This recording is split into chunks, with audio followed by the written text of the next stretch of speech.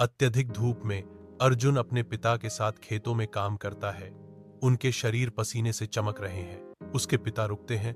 उनके होठों पर एक थकाऊ मुस्कान आती है, क्योंकि वह आशा से बोलते हैं, बेटा, गरीबी हमारे जीवन का एक हिस्सा है, लेकिन हम इसे शिक्षा से बदल सकते हैं। युवा अर्जुन की आंखें दृढ़ संकल्प से चमकती हैं जब वह जवाब देता है, मैं बड़ा होकर एक अधिकारी बनूंगा पिता। साथ मिलकर वे खेतों के खिलाफ एकजुट खड़े हैं। साझा सपनों और अटूट संकल्प से उनका बंधन मजबूत हुआ है। अर्जुन, अब 18 वर्ष का एक युवक, स्कूल से थका हुआ चलता है। अपनी थकावट के बावजूद अर्जुन के होंठों पर एक हल्की मुस्कान छा जाती है। गांव वाले उसका मजाक उड़ाते हैं, पढ़ाई करके क्या करोगे?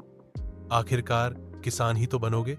उनकी तानाजनी से बेपरवाह अर्जुन ज्ञान की अपनी खोज में लगा रहता है। उनकी तिरस्कारपूर्ण बातों को अनदेखा करते हुए अर्जुन अपनी किताब खोलता है। इसके पन्नों में सांत्वना खोजता है। वह दुनिया और उसकी नकारात्मकता को बाहर करते हुए पढ़ने में डूब जाता है। धुंधली रोशनी में अर्जुन अपनी किताबों पर ध्यान देता है। उसकी आंखों में जलती हुई दृढ़ता झलकती है। छोटा कमरा दीपक की रोशनी से चमकता है, जो अर्जुन के केंद्रित ध्यान को उजागर करता है। उसकी मां की आवाज शांति को चीरती है। एक कोमल वादा, बेटा, मुझे विश्वास है कि तुम निश्चित रूप से सफल होगे। अर्जुन ऊपर देखता है। उसकी नजर अपनी मां से नए संकल्प के साथ मिलती है।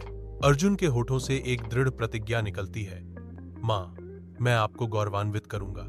अर्जुन रात की शांति में अपनी मां के विश्वास से प्रेरित होकर अपनी पढ़ाई पर लौटता है।